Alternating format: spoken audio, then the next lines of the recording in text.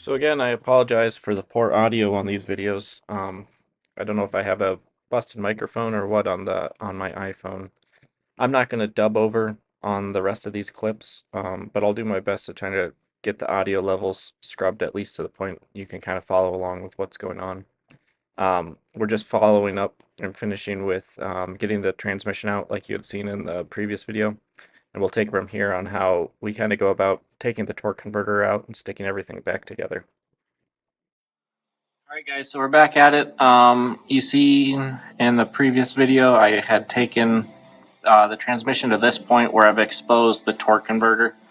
What I want to do before I actually pop this out, though, is I would really like to get a measurement down to see how recessed the torque converter is into the bell housing to the transmission. That way, when I put the new part in, I can verify that it's sitting at the right depth. I know I've heard that can be often the cause of a lot of headache. I think also what I had read is that when you put the new torque converter in, you want to fill it with at least a quart or so of ATF. That's just because it's a dry part, and anything that's down in your pan is going to get sucked up to fill it up. So it's just a way of keeping it from running dry when you first turn it on. You're definitely going to have to go back in and check your fluids after you get it up to temperature and everything, just like you would if you had done your transmission filter or something like that. So my plan here, and it looks a little hodgepodgey. I don't have a straight edge long enough. But what I'm going to do is I'm going to put it across two of these flats here, and then just measure down to this surface here. I'll probably do that at maybe a couple points just to verify, but I just want to see what that distance is so that I can compare it against the new part once I get it installed. All right, so when I got my measurements, I ended up going to all four studs. I got about 3/4 of an inch in two different ways I measured it. One was across two flats and then down, and then the other was I actually took it straight to the center, and it was just shy of 3/4 of an inch measured from the bottom of my straight edge down to this surface. Then basically all I'm doing is you kind of jostle it, and I use this to kind of pull on the center, and you'll hear kind of a sucking sound because you're going to end up breaking the seal, or not breaking it. I mean, not like damaging the seal, but you're breaking the seal, and then you're going to get the ATF to start to drain out of it. Not a whole lot, more than I wanted to let my rag soak up, so I brought my pan in here quick so that I could let it drain here while I'm talking. I'll bring this out onto my workbench and put it next to the new part then so we can compare and just double check that everything aligns and it looks the same size and whatnot. For those interested, there's the model number of this guy. So HL3P-AE. I don't know if that's serialization or if that's the rest of the part number, but you see it there. We'll see what it looks like on the new one. Like I said, the newer part has a newer revision on the box that it comes in. The part's a newer revision, so hopefully they've made it more robust. This truck's only got about 70,000 miles on it, so it seems premature to have to do this, but all the symptoms that I could verify seem to indicate that this is what the problem was. So here we've got the two units side by side. Obviously the older one that just came out of the truck, and then the new part. Like I said, this was like an AE revision or an AE part number. This is an AG. From the exterior, they look identical. So obviously something that's going on the inside. This came from Ford. This is a Ford part. As you see, it does come with some fluid in it. When I took this guy off, though, like when it actually came off, this thing must have been pretty filled because I let it drop into my oil pan and just kind of drain for a few minutes before taking it in here. But even so, there's still a decent amount of fluid in here. So what I'm going to do is I'm going to pour maybe a half quart or a quart or so of transmission fluid in here, just enough that it's filled to the point that when I stand it like upright, it's not pouring out, but up to that level at least. That's about as good as I can do, and then we'll just have to fill it the traditional way through the transmission sump. I suppose before I go ham and start slamming everything back together, I did want a quick pause and show a picture of what the inside of the bell housing looks like. Now that the torque converter's off, you can pretty easily see we have two different shafts with different spline patterns on them. I didn't see that there was any keen on this larger one, so I think what I had seen on the torque converter is kind of a don't care. I think everything should match up fine. But you see that it has these orifices on the front of this shaft, and that's what pushes fluid through and engages the clutch of your torque converter whenever it's necessary. So that's something commanded by the transmission. Kind of cool to see. You see pictures on Google and whatnot, but it's a little different when you can see it up close and in person. All right, so the new torque converter is back into the transmission. I wanted to mention that at first you get it up there and it's kind of just hanging on the tip of the spline of the transmission. You really have to jostle it to get it into place, and you'll actually feel it kind of engage at a few different levels. It'll go ka-chunk, and then it'll go ka-chunk, and then you'll feel it like really seat down, and it'll be kind of a slow turn, like you know that everything's actually engaged now. I verified, touching off to the machined surfaces of these different studs, and verified that I'm still at 3/4 of an inch like what I was when I took the old one off. Something I had read in the service manual is to apply some grease to this nub here, this stud, because it's actually going to go up and into that kind of center opening there of the flywheel. I'll show you that from a different angle. I still want to have a look at the flywheel, the flex plate, to see how things look. But I think as far as the torque converter and the transmission, this portion's done. I just want to make sure that as I'm kind of jostling the transmission and getting it back up into the engine, that this doesn't unseat and come forward. I want to make sure that it's always well and snug deep into the transmission. So this is the view from the passenger side then. There's the flex plate up there. Like I mentioned, that center hole is where that kind of stud of the torque converter is going to engage. You can see where I've got the 4 torque converter bolts that stick out there at the 90 degrees.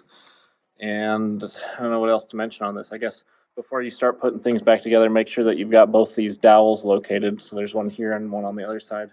That'll help kind of get everything seated at home before you start using your bolts to suck everything together. So I just wanted to give you a little action shot here. I've got the new torque converter in the front of the bell housing. This is up on the jack stand here, and just like when you're taking it down, you're kind of wiggling it down and out, kind of swimming its way out. I will say that putting it back up so far has been a little easier. I would just, maybe some pointers is, as you're bringing it up, just make sure that it's always loose, that you're not binding up on anything, the frame or the flywheel or anything as you're jacking it, especially if you're working by yourself, because you're constantly looking on the aft end of it, as well as the forward side of it, to make sure you got clearances. Some of the things that I found helpful, I ended up disconnecting this little, I don't know if it's like a breather hose or what exactly it is. I kind of pushed it up and out of the way here, but essentially all it is it's a little plastic clip that keeps it on this bracket, but it kept on getting snagged on the back of this transfer case. I apologize for the lighting on that, but nevertheless, there's little things like that you can do to help yourself. Another thing I found helpful, again, working by myself, is I've got 1 foot on the muffler here, the exhaust pipe. I can kind of push it out of the way as I need to, or at least earlier when I needed to, so that I can make room for the output of the transfer case on the back end. Because there is a kind of a little rubber boot that goes around the drive shaft that you don't want to mar or cut up. So anyways, like I said, I'm kind of just working it up and down like this. I've got mostly just using this knob. I'm not trying to do any kind of roll to it. It's only a pitch movement where I'm working the front or the back. I want to show you something. It's a little redneck, but it worked for me here. When I was in the position where it was nose down the most, the bell housing, the new torque converter kept on working its way forward, sliding down. So what I did is I temporarily put a bolt here through one of the through holes of the bell housing, and then I've got a pair of vice grips on here that are clamped together, and their handle is on a piece of wood. So what that's doing is it's just adding just a slight bit of pressure backwards into the torque converter to keep those splines engaged and not let them slip forward. Luckily, because it's an assembly of many pieces, I can take them out once it's pretty close to in place and kind of drop the pieces out of the way so that they can clear the engine and the bell housing when they come together. But at least for as much jostling as you have to do to get things to kind of work their way into place, it's good to have something to use. I think the Ford manual actually has like a little part you can buy. Essentially, it's just a piece of sheet metal or something bent in into kind of an L shape that you do what I'm doing here. You have a temporary bolt that holds it, but it's kind of a finger that just rests on the surface and pushes down onto the torque converter. So something just to keep in mind. I think for the time being, all I really want to do is get this bolted back up and onto the engine. I'd like to get it off of this jack. I mean, it's been helpful, but I don't trust it overnight or anything like that. So I want to get it up onto the engine with all the bolts, and then I'll support the back end with one of my jack stands that I don't have any concerns about.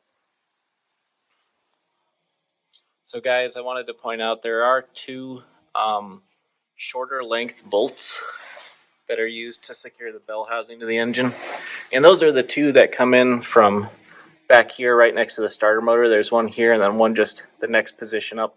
Those are the two shorter bolts. Everything else that you see, even the one down here below, are of the longer type. These get torqued to 35 foot-pounds. It's not a ton, but you're going into cast aluminum or some kind of aluminum alloy, so you don't need to go too crazy tight on them. And to be honest, I can't get my torque wrench up onto the top positions. So I've snugged everything, torqued everything around the bottom, like 3/4 of it, but that top quarter where the last two bolts that go into the bracket are, those ones I can't get to. So I just wrenched those as tight as what felt like what these ones were popping at when I was doing my torque wrench on these lower ones. So it doesn't get easier to put the top ones back in. It's still a real pain, especially since now you're trying to line things up. But as you can see, I've got both halves back together now. I've only got the jack in the back, securing the back end of it until I get that support cross member in. But otherwise, the torque converter is back in here. I do need to go through and put the nuts from the front side in. I know everything's aligned because it pulled together pretty nicely. Maybe the only comment there is that, when you've got the jack and everything underneath here, be patient with it. Don't try to force it into position. It'll end up walking itself into place pretty nicely. Maybe just take a minute or two to rotate the torque converter so that it looks like it lines up with where your flex plate holes are. And actually what I had done is I had my crank or my wrench on the crankshaft in the front just to move the engine back and forth a little bit until I could see on this back window that the studs of the torque converter were poking through correctly. Like I said, if everything is lined up correctly, you won't have to force this to go back into place. Those dowel pins will guide it just fine, and you won't be able to get it together unless the torque converter is fully seated and the studs are protruding through the flywheel correctly. So that's where I'm at. I'll probably take a break for a little bit and get to piecing this back together in a little while. So our step now is to take the 4 nuts that we took off of the torque converter. We've got everything synced up with the bell housing and the engine. We know the torque converter is going through the flex plate. And so we're just going to, I know they say to discard these nuts. I'm going to reuse them. What they are is kind of that, I don't know maybe a swaged lock nut. You can see it's got kind of an oblong hole on it.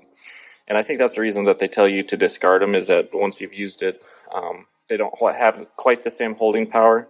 I think what I'm going to do is just reuse them with some of the blue Loctite. I think that'll probably be sufficient. And then these are torqued with, I think the spec is 35 foot-pounds. So same as what the bell housing bolts are. That's what we're going to be putting on these nuts. And kind of the same way that I'm going to do this is with, I've got my longer ratchet set up with an 18mm socket. That's going to be on the crankshaft so that I can kind of twist it into position.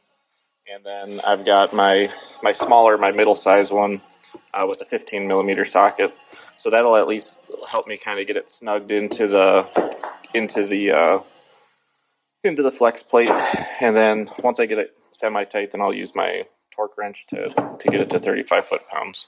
So again, this is kind of where I'm working. I've got thread lock, Loctite's blue on these nuts. And you know, one thing that I noticed is that as you're putting these nuts on, it's going to draw the torque plate or the torque converter further into the flywheel. So I've got this guy in there. It's the first one kind of snugged up. Then I'll rotate around with the crankshaft with the driver or with the wrench I've got on the crankshaft to swing the flywheel into the next position. One note of caution though is that if you're gonna do this, make sure you have a good hand on that nut, maybe an extra magnet stick or something just in case. Because if you drop this into your bell housing, now you're going to be SOL. It's not going to be a good way to get that out. So I don't want to jinx myself by saying that, but just make sure that you got a firm grip on that. Even though it's cold, I'm taking the gloves off to do this because I don't want to drop this and have to separate things again. While I'm still set up here on the passenger side of the transmission, something I'd like to do is just kind of start getting this cable routing attached. So there's a plastic retention clip here. There's this other guy over here. And then I'll start to kind of go around and re-engage the different electrical connections. Something I've typically done is use some contact cleaner, spray that out both ends, and then potentially even use some of the dielectric grease or something. You don't want to have to do this a couple times, and electrical problems are so often the case, or so often the cause of issues with vehicles, that if you can make sure everything is real clean before you put it all back together, I think you'll save yourself some headaches in the future. I'm going to do that on this side. We've got a route. This guy goes up and over the transfer case. This is the one that actually attached to the connector on the tail end of the transfer case. So I want to make sure that's routed. There's a clip here while I'm here. I can get this clip kind of placed in that hole on the side of the transfer case. I'll kind of work myself around and go around to the other side then and do the same thing.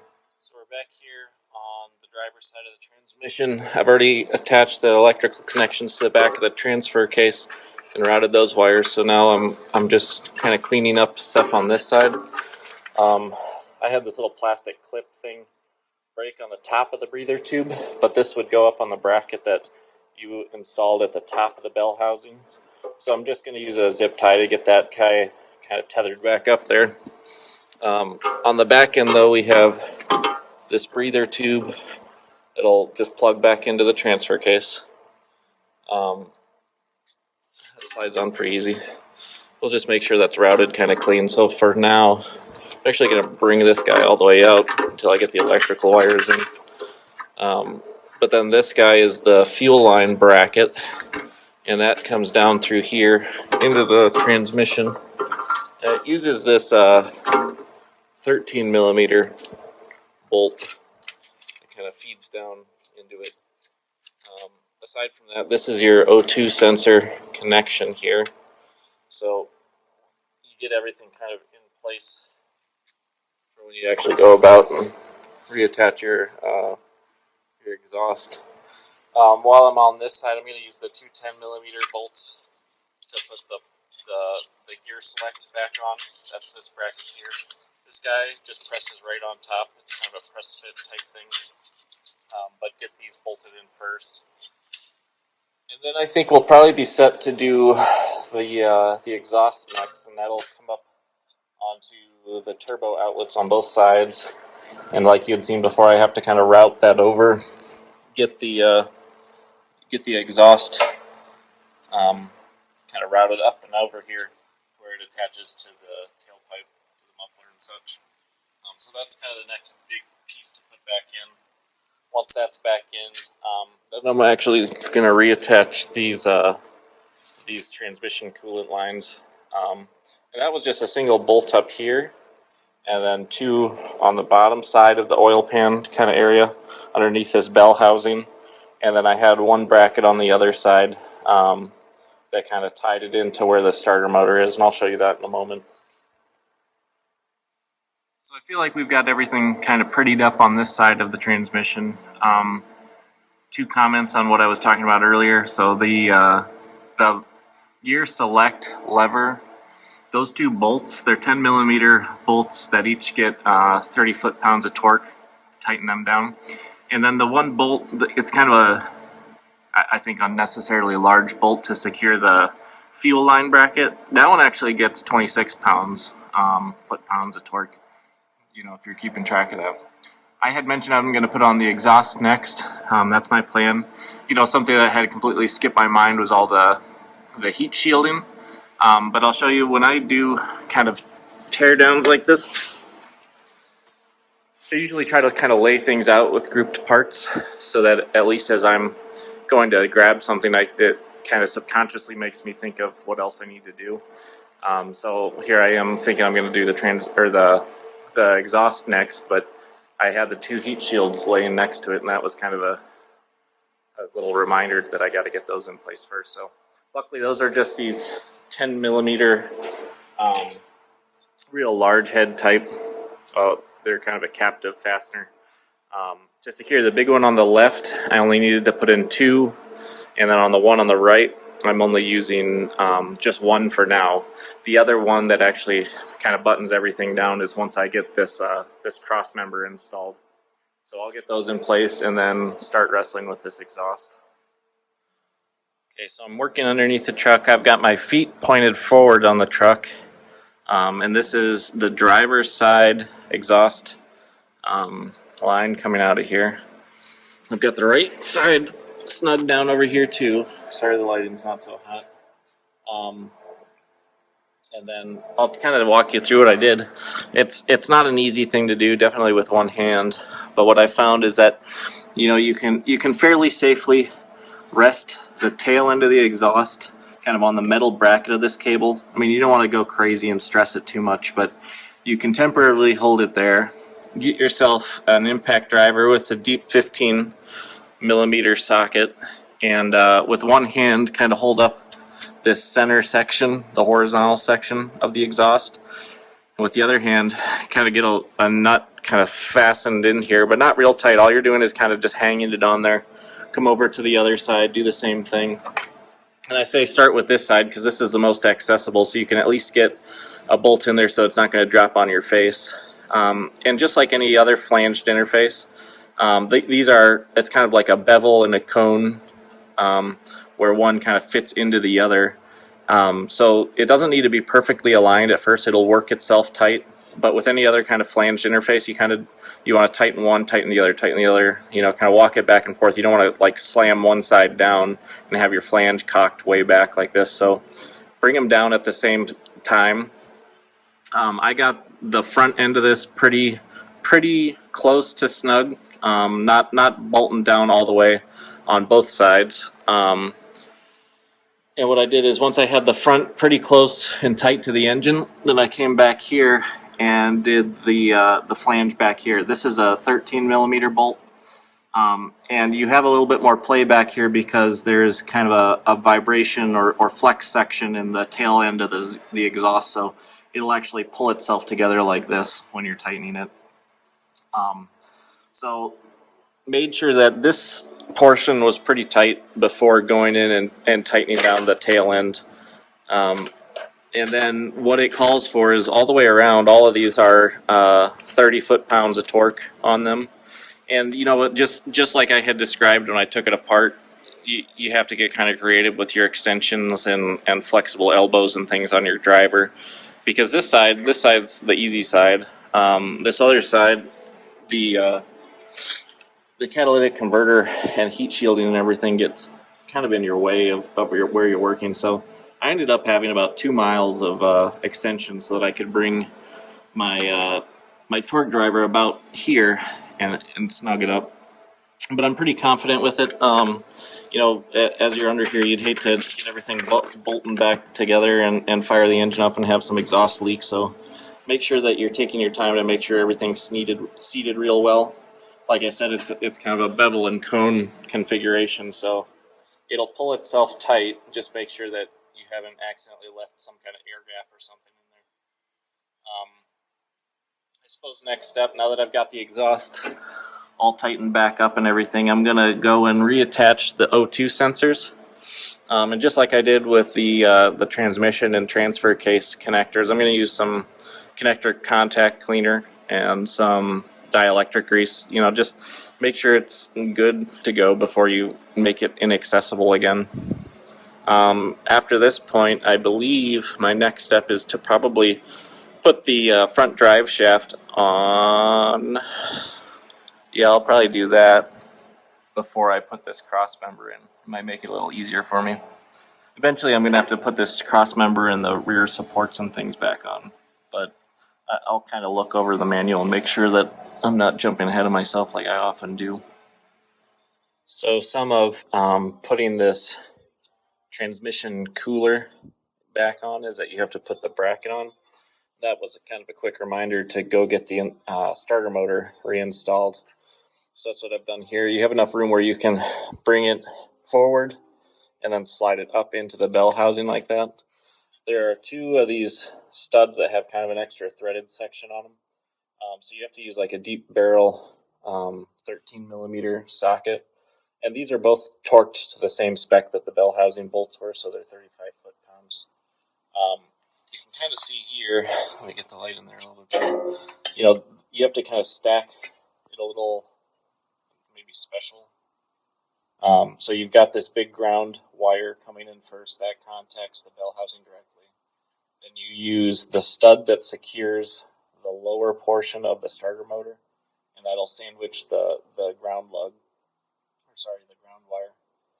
And then you'll put on the transmission coolant bracket with that small 10 millimeter hex nut on top. And like what we had to do before, there are two wires going to the back of your starter solenoid. There's one large, that'll be your power, I believe.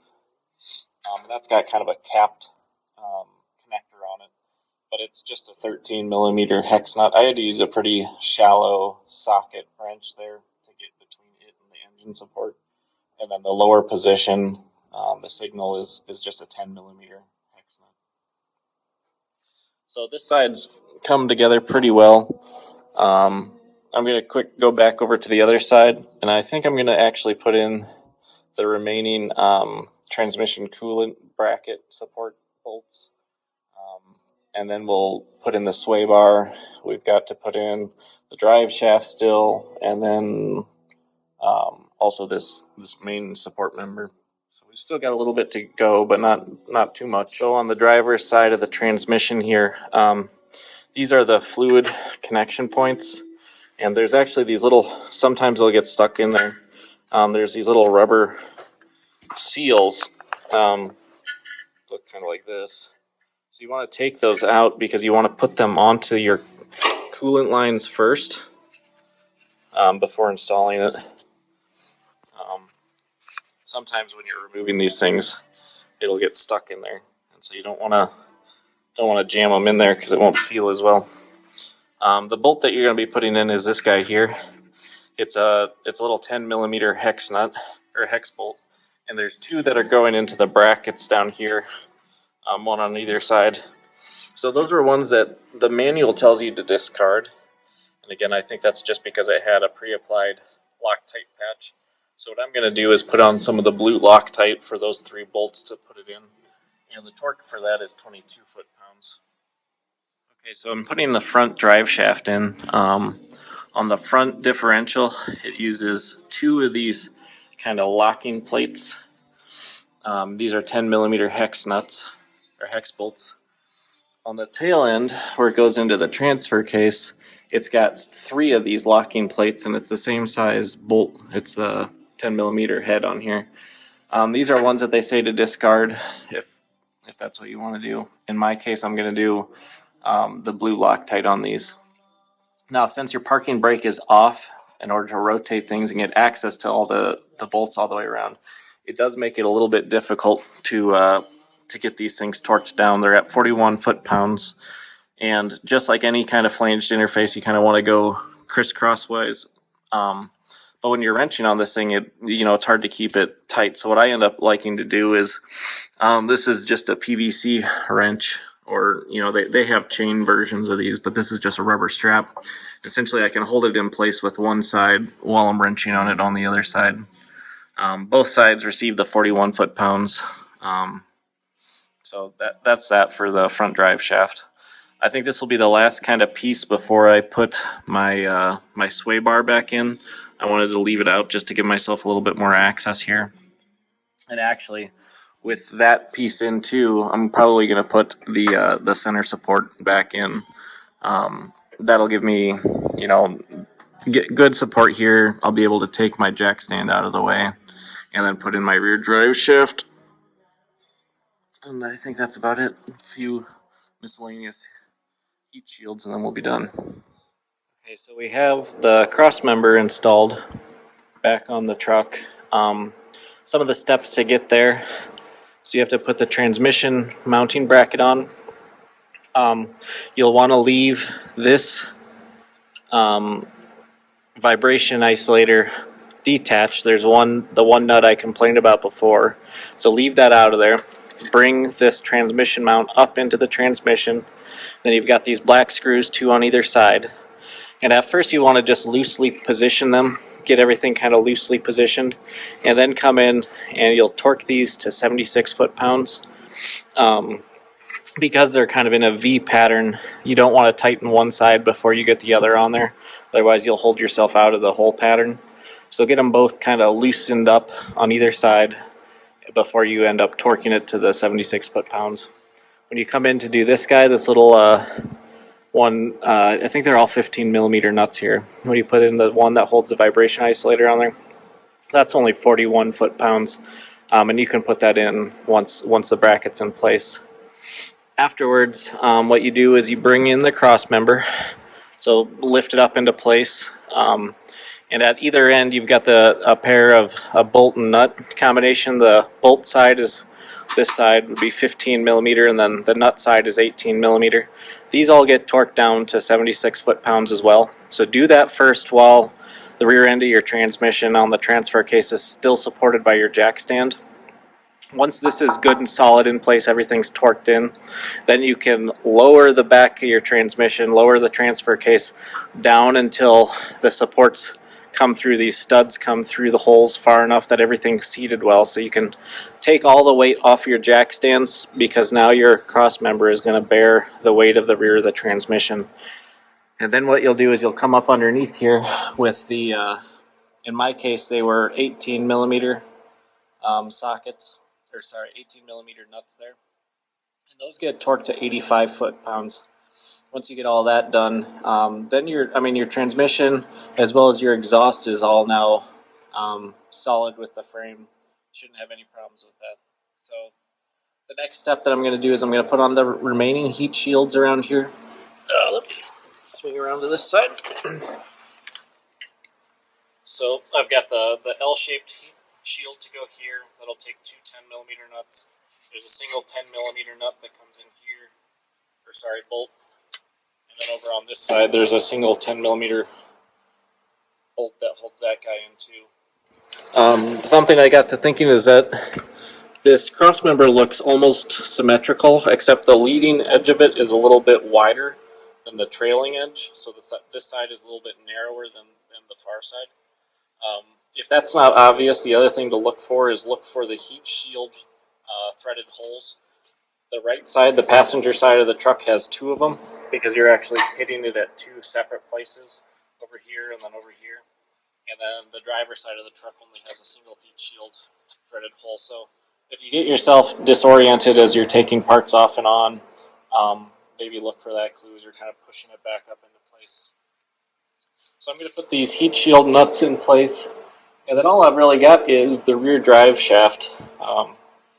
I don't know that it's worth filming any of that, but what we'll do is we'll slide that up into these splines. I still see that I've got grease in there, so I think I've probably got enough lube. I might throw a little bit more general purpose kind of wheel bearing grease up in there just to keep it wet and And so I'll slide this end first, and then we'll go over to that side and then put those on the flange.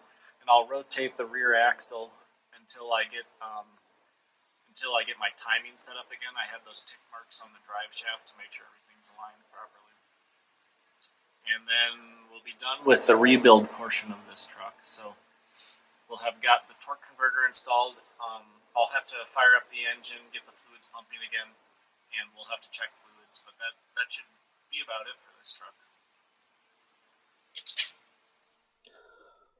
Hey, so I guess a few final thoughts with this torque converter rebuild. Last you'd seen, I was just to the point of putting the rear drive shaft in. Everything goes together pretty easy after that. Maybe just a few comments regarding that. One, they had I think a TSB, a technical service bulletin that came out. I don't know how many years ago, but for this drive line in the F-150, and it was due to like clunking and things as you're accelerating. It was actually caused by having the drive shaft stick, that spline interface stick with the rear transfer case. And so one of the things that they had to do was basically you took it apart and you put some grease on the spline interface to allow it to slip. So I guess as you're reassembling it, use some good like wheel bearing type grease. Make sure that the splines are clean, as well as the receiving end on the drive shaft, and then slide everything together. And then when you're sticking it back together on the back end of the axle at that rear diff, you want to make sure that your timing marks get aligned properly with those four 12.12 millimeter bolts there. Similar to what I had done with the others, I just used some blue Loctite to make sure that they were in there, and then just snug everything down. One thing, or maybe a few things, and I don't know that I recall mentioning it in the video, but when I put the torque converter on, I think I ended up putting probably 1.5 or maybe just under 2 quarts of fluid. No, I take that back. Just over 1 quart of fluid into the torque converter, and that I had filled it, and then I'd stand it up to see how much, if anything, would leak out, and then I'd fill it back up and such. And that was just a way to kind of preload that torque converter with ATF. And with these Fords, it's the Mercon ULV, the ultra low viscosity. Anyways, get that all in and everything's buttoned up. Before you go drive, you're going to see that the ATF fluid probably looks still full. And that's because it hasn't like pumped through the system yet. So you're going to want to turn on the engine. Again, once everything's buttoned up and you're ready to go, turn on the engine, and you might hear kind of a sucking noise, and that's because actually the sump down in the transmission kind of pan is actually starting to draw air. It's not filled enough. So turn it off. Then just like you would if you were going to be changing the fluid filter or something like that, you've got to fill the ATF as needed. If you guys haven't done that, for these trucks, you want to run the transmission. You can either idle it, obviously with your garage doors open or out in your driveway, but idle it until the transmission temperature is at about 200 degrees. I think they recommend 210 in the manual. To be honest, I don't know that I've ever gotten my transmission hotter than 190 something, especially when it's on a cold day like this. So get it warm. You can see what the temperature is on your instrument cluster. You can kind of navigate to one of the pages for transmission temperature, or if you have Forescan hooked up, you can do it that way too. But make sure the temperature is warm, and you're going to have to pump the fluid in through that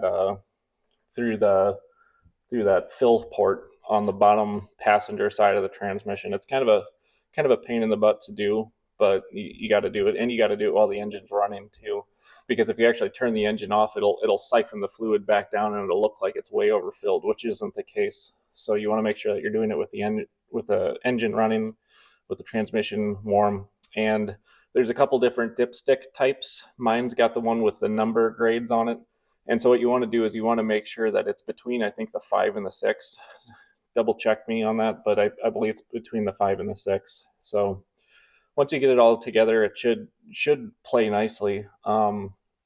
My results from this is that you definitely can take care of a slip in the transmission or in the torque converter by doing this work, putting in a new torque converter. It's maybe overall, I think it was about a $700 part, I think. And then, you know, you're spending another 50 or so on transmission fluid. I think it took me, so it was about 5 hours the first day getting everything apart. Then, you know, just because you're trying to be careful, get everything torqued correctly and aligned correctly, it's probably another 5 or 6 hours the next day to do it. So, you know, I kind of like these projects. So I don't mind spending the time doing it. Um, but you got to think, I don't know what a shop would cost to do it. Maybe 1,000 or $1,500 to do the work on it. So, you know, just weigh your options accordingly. Anyways, again, apologize for the audio on these videos, having issues with the phone. Hopefully you get a little bit of information out of it. Nothing else, sometimes it's helpful just to see what things look like underneath before you get into it. So hope you guys enjoy it. Feel free to ask questions down in the comments. Let me know if you need anything, and we'll see you guys on the next one. Bye.